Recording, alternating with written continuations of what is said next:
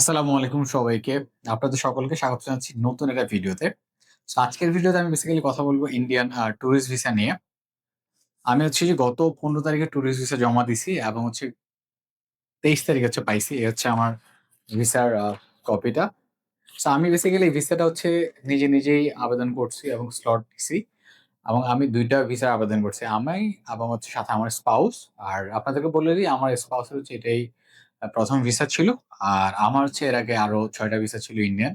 সবকিছু মিলিয়ে হচ্ছে যে টুরিস্ট ভিসা ওপেন করার পরে মানে গত ২৮ তারিখ থেকে আমি টানা এই ১৪ দিন ট্রাই করছি মানে ১৪ জুলাই পর্যন্ত। তারপর হচ্ছে আমি ১৫ জুলাই হচ্ছে স্লটটা পাই। তো বেসিক্যালি স্লটটা কিন্তু আসলে পাওয়া যায় না বললেই চলে এবং অনেক মুশকিল স্লট পাওয়া নিয়ে। তো যারা হচ্ছে দালাল ওরা হচ্ছে সিস্টেম করে ফেলে আরকি। এটা আসলে না জানা কিছু নেই। তার মধ্যেও ট্যুরিস্ট ভিসার স্লট কিছুটা পাওয়া গেলেও দেখা যায় মেডিকেল ভিসা এবং ডাবল এক্স যে এন্ট্রি ভিসার যে স্লট গুলো এগুলো পাওয়া আরো বেশি কষ্টকর। তারপরেও আমি যেহেতু নিজে স্লটটা নিছি, সো সে সম্পর্কে আমি আপনাদেরকে ডিটেইলস জানাচ্ছি যে আপনারা কিভাবে কি প্যাটার্ন ফলো করলে হয়তো এই স্লটটা নিতে পারবেন। যদিও অনেকে অনেক কিছু জানে। ফার্স্ট অফ অল আমরা যেটা করব ভিসার জন্য আগে নিজে আবেদন করে ফেলবো। আর যদি আপনি আবেদন করাটা না পারেন সেক্ষেত্রে হচ্ছে আপনি হচ্ছে YouTube দেখে কিভাবে আবেদন করতে হয় ইন্ডিয়ান ভিসা সেটা দেখে নিবেন। আমি মনে করি এটার জন্য আসলে অন্য কারো কাছে যাওয়ার প্রয়োজন নাই। মানে কোন দোকানেও যাওয়ার দরকার নাই। একান্তই যদি না পারেন সেক্ষেত্রে যান। বাট আপনি যদি YouTube দেখেন আপনি নিজেই হচ্ছে অ্যাপ্লিকেশন করতে পারবেন। এটা একটা। সেকেন্ড হচ্ছে এখন ওরা একটা জিনিস নতুন এড করছে সেটা হচ্ছে যে লাস্টের দিকে হচ্ছে আপনার পাসপোর্টের যে ২ এবং ৩ নাম্বার পাতাটা মানে পাসপোর্টের ২ এবং ৩ নাম্বার যে পাতাটা এটার হচ্ছে যে একটা পিডিএফ ফাইল দিতে হয়। আপনি এটার ছবি তুলে এটাকে হচ্ছে ১৫০ কেবির ভিতরে রাখবেন। দেন এটাকে আপলোড করে দিবেন। আর আপলোড করার সময় অবশ্যই লিখে দিবেন পাসপোর্ট অথবা আপনার নামের সাথে পাসপোর্ট। কোন স্পেস দিবেন না। এটা দিয়ে আপলোড করলে এটা আপলোডটা নিয়ে নিবে। এটা হচ্ছে 2nd কাজ। তারপর হচ্ছে আপনার পাসপোর্টের অ্যাপ্লিকেশনটা কমপ্লিট হয়ে যাবে। রাইট? এরপর হচ্ছে যে আপনি যখন অ্যাপ্লিকেশনটা কমপ্লিট হবে, আফটার দ্যাট হচ্ছে আপনাকে স্লটটা বুকিং করতে হবে এবং এটাই হচ্ছে সবচেয়ে বড় কঠিন জিনিস। তো প্রতিদিন হচ্ছে যে ওরা একটা টাইম দেয়, ওই টাইমে আপনাকে হচ্ছে ওই ফাইলের মাধ্যমে আপনার ফাইলটা আপলোড করে দিবেন যখন ওরা ওয়েবসাইটে ছাড়বে। ছাড়ার পরে ওরা একটা টাইম দেয়। প্রতিদিন ওরা হচ্ছে ভিন্ন টাইম দেয়। সো ওই টাইম অনুযায়ী আপনি ঢুকবেন, ঢুকে হচ্ছে যে স্লটের জন্য ট্রাই করবেন। তবে এখন হচ্ছে যে প্রতি বৃহস্পতিবার একটা স্লট ছাড়ে। আপনি চেষ্টা করবেন প্রতিদিন বা যেই দিনে স্লট ছাড়ুক না কেন, ১ম একদম ফার্স্ট আওয়ারে ট্রাই করার। যদিও দেখা যায় যে ১-২ মিনিটের মধ্যে স্লট গুলা সব বুকড দেখায়, হ্যাঁ? কিন্তু আপনি যেটা করবেন, ধৈর্য হারা আসলে হওয়া যাবে না। আপনি টানা ট্রাই করতে থাকবেন। দেখবেন যে আপনি যখন ১-২ ঘন্টা টানা ট্রাই করবেন, ইনিশিয়ালি আপনি স্লট পেয়ে যাবেন। কিন্তু দেখা যায় অনেকে আমরা যেটা করি ৫ মিনিট ১০ মিনিট ট্রাই করার পর যখন ঢুকে না, এরর আসে বা আমাকে বের করে দেয় ওয়েবসাইট থেকে, তখন আসলে কি আমরা বিরক্ত হই। ঢুকি না। তো আমার ক্ষেত্রেও কিন্তু সেই জিনিসটা হইছে। আমি কিন্তু অনেকদিন ট্রাই করছি। ট্রাই করার পর লাস্ট যেদিন আমি স্লটটা পাইছি, সেদিন কিন্তু আমাকে অনেকবার বের করে দিছে। কিন্তু আমি প্রায় ১ থেকে ১.৫ ঘন্টা ট্রাই করার পর হচ্ছে আমি আমার ভিসার স্লটটা পাইছি। এটা একটা। আরেকটা জিনিস হচ্ছে আপনাদেরকে আমি একটা ইম্পোর্টেন্ট জিনিস বলি। সেটা হচ্ছে স্লটের যে ব্যাপারটা, বর্তমানে কিন্তু এক্সট্রা যে অ্যাডিশনাল যে পোর্টটা আমরা এড করতে চাই, এটা কিন্তু করা বন্ধ আছে। সো এটা কিন্তু একটা মাথায় রাখতে হবে। আপনি যেইখানে যাবেন লাইক যদি আপনি দার্জিলিং যাইতে চান, সিকিম যাইতে চান, তাহলে সেক্ষেত্রে কি চ্যাংড়াবান্ধা যে পোর্টটা এটা নিতে হবে। আমি যেমন পোর্ট নিছি ডাউকি।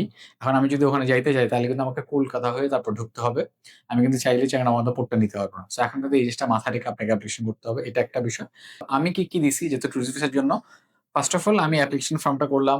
তারপর হচ্ছে আমার পাসপোর্টের ২ নাম্বার এবং ৩ নাম্বার পেজ দিছি। 3rd হচ্ছে আমার এনআইডি কার্ডের কপি দিছি।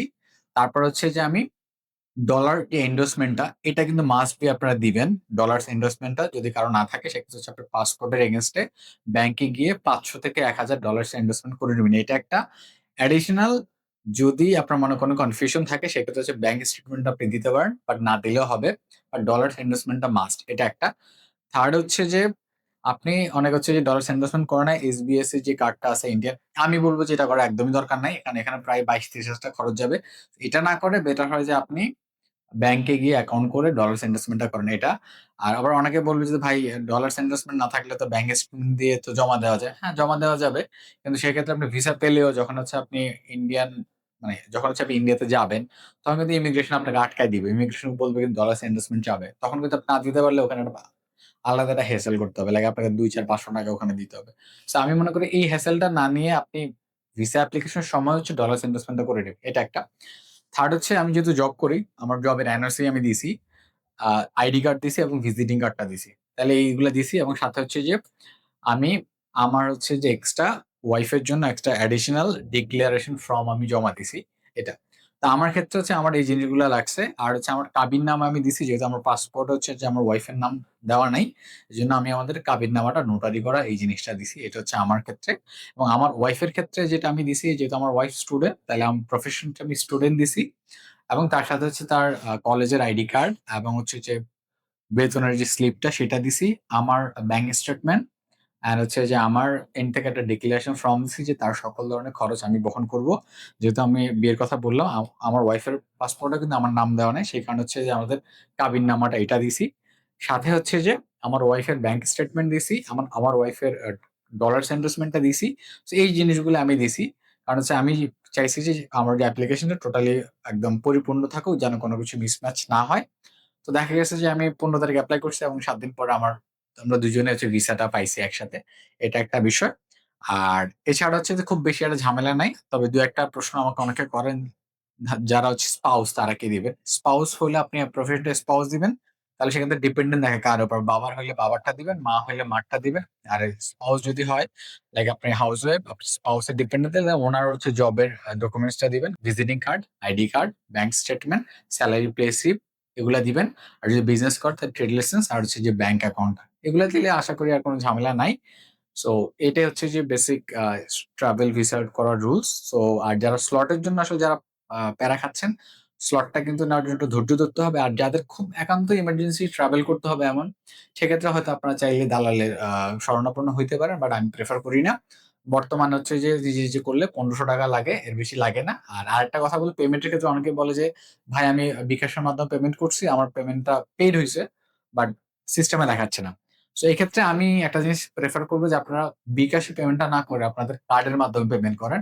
সেক্ষেত্রে এই জিনিসটা প্রবলেম হয় না। আমি আমার কার্ডের মাধ্যমেই করছি। সো কোনো ইস্যু আমি ফেস করি নাই।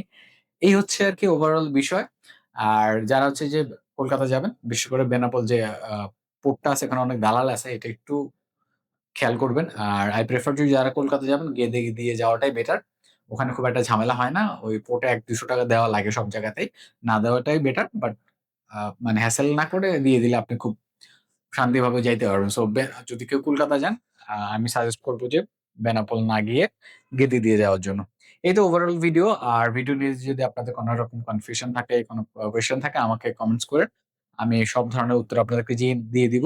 থ্যাংক ইউ সবাইকে। ভিডিওটা যদি ভালো লেগে থাকে অবশ্যই চ্যানেলকে সাবস্ক্রাইব করে দিবেন।